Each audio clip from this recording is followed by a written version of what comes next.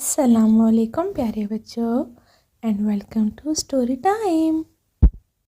ہماری آج کی کہانی ہے آفرین اور مٹھو کا سفر۔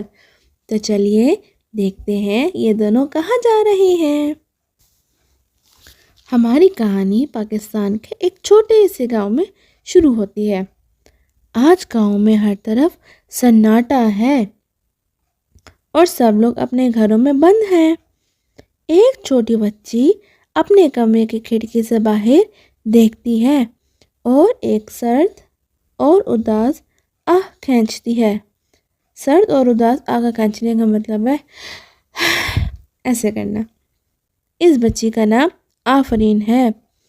وہ کبھی کسی مشکل کام سے نہیں گھبراتی، لیکن دنیا کی موجودہ صورتحال اس کی سمجھ سے باہر تھی۔ یہ کیا ہوا بھائی مرض کبھی ختم ہوگا بھی یا؟ یہ تو مٹھو ہے، دیکھتے ہیں مٹھو آفرین سے کیا کہہ رہا ہے۔ کیا بات ہے آفرین، میں نے تمہیں کبھی اتنا پریشان نہیں دیکھا۔ آفرین کے سب سے پیارے دوست مٹھو نے اس سے پوچھا۔ آفرین کو اس طرح اداس دیکھ کر مٹھو خود بھی پریشان ہو گیا۔ ہمیشہ خوش رہنے والی آفرین کے چہرے سے مسکراہٹ غائب ہو چکی تھی۔ وہ اپنی اداس آنکھوں سے کمرے کی کھڑکی سے باہر دیکھتی رہتی۔ تمہیں اس طرح اداس نہیں رہنا چاہیے۔ مجھے اسکول یاد آتا ہے، باہر جا کے کھیلنا یاد آتا ہے، مجھے اپنے دوست یاد آتے ہیں۔ یہ وائرس اتنی تیزی سے پھیل رہا ہے کہ ایسا لگتا ہے میں کچھ بھی نہیں کر سکتی۔ ایسے وقت میں کیسے مدد کر سکتی ہوں؟ آفرین کی بات سننے کے بعد مٹھو کچھ کہے بغیر اڑ گیا۔ واپس آیا تو اس کے پنجے میں ایک حفاظتی ماسک اور دستانے تھے جو اس نے آفرین کی ہتھیلی میں گرا دیے۔ سب سے پہلے کرونا سے حفاظت کے لیے یہ پہن لو، جلدی سے میرے ساتھ چلو۔ آج میں تمہیں دکھاؤں گا کہ سب لوگ مل کر کیسے ایک دوسرے کی مدد کر سکتے ہیں۔ گھر کے دروازے پر ایک انتہائی خوبصورت رکشا جس پر رنگ برنگے ڈیزائن بنے ہوئے تھے۔ مٹھو، اتنا پیارا رکشا تمہیں کہاں سے ملا؟ مٹھو نے مسکراتے ہوئے کہا، مجھے معلوم تھا تمہیں یہ سب بہت اچھا لگے گا۔ اب تم سیٹ بیلٹ باندھ لو، اب ہم اڑیں گے، مٹھو نے اعلان کیا اور ان کا رکشا ہوا میں پرواز کرنے لگا۔ آپ نے کبھی اڑتا ہوا رکشا دیکھا ہے بچوں؟ تو چلیے دیکھیے، آج تصویر میں رکشا اڑ رہا ہے۔ گاؤں سے نکل کے یہ رکشا لگتا ہے لاہور آ گیا ہے، کیونکہ مجھے تو پیچھے مینار پاکستان نظر آ رہا ہے۔ تھوڑی دیر کے بعد رکشا پنجاب کے شہر لاہور میں داخل ہو چکا تھا اور مینار پاکستان کے بالکل پاس سے ہوا میں اڑتا ہوا گزرا۔ مجھے یقین نہیں آ رہا، کتنا شاندار ہے یہ سب، آفرین خوشی سے بولی۔ رکشا ایک کرکٹ کے میدان پہنچا جہاں بچے کرکٹ کھیلنے میں مگن تھے۔ رکشے کے لاؤڈ سپیکر کی مدد سے مٹھو اور آفرین نے بچوں کو کرونا وائرس اور اس کے پھیلنے سے روک تھام کے طریقے اور معلومات دینے کے کام کا آغاز کیا۔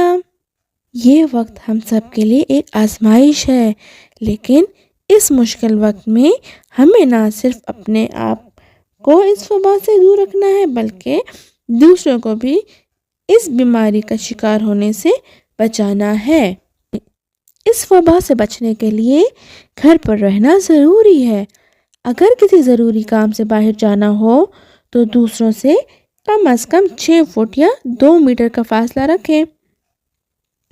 مختلف چیزوں کو چھونے کے بعد ہاتھوں کو صابن سے خوب اچھی طرح دھونا چاہیے، مٹھو نے لاؤڈ سپیکر میں کہا۔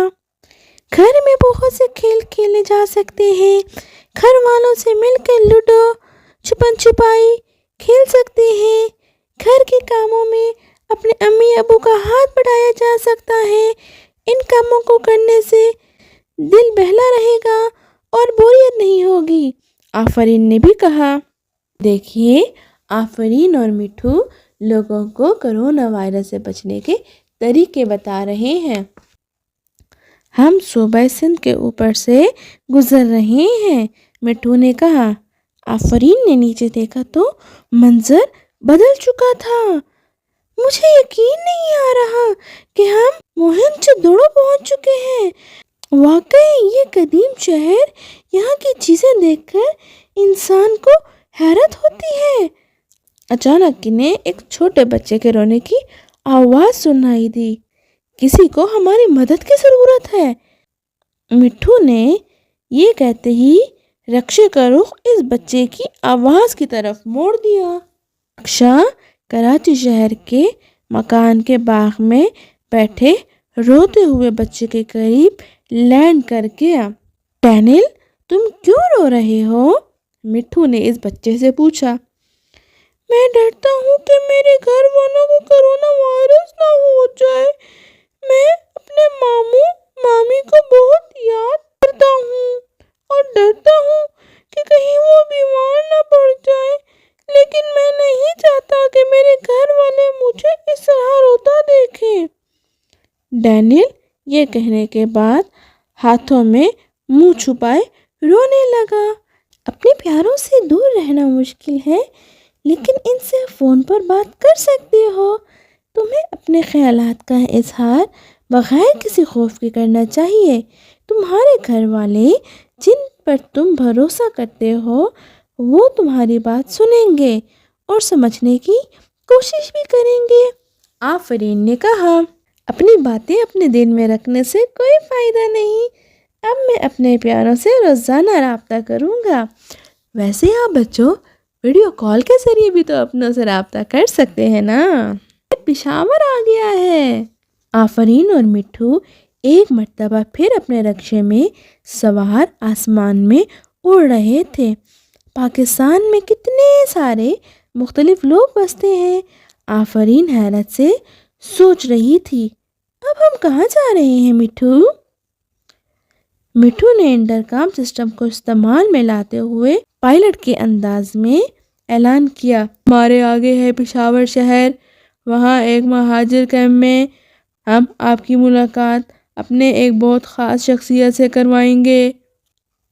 ہوائی رکشا مہاجر کیمپ میں اترا تو مٹھو نے رکشا ایک بلی اور لڑکی کی طرف بڑھایا۔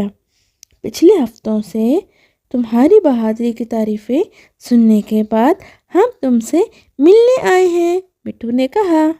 یہ آپ ذرا تصویر میں دیکھیے۔ مٹھو اپنا رکشا روک کر اس لڑکے اور اس بچے کو کہہ رہا ہے۔ میں نے کوشش کی بہادر بننے کی، لڑکی نے مٹھو سے کہا، لیکن مجھے اپنے دوستوں کے ساتھ باہر کھیلنا یاد آتا ہے اور کبھی کبھار سانس لینے میں تکلیف ہوتی ہے۔ صرف مانو میرے ساتھ رہی، دل بہلاتی رہی۔ جی تو بچوں، کہانی ہو جائے گی بہت طویل اور آپ بور نہ ہو جائیں، اس لیے ہم باقی کہانی سنیں گے اگلے حصے میں۔ ہمیں امید ہے کہ آپ کو اگلے حصے کا انتظار رہے گا۔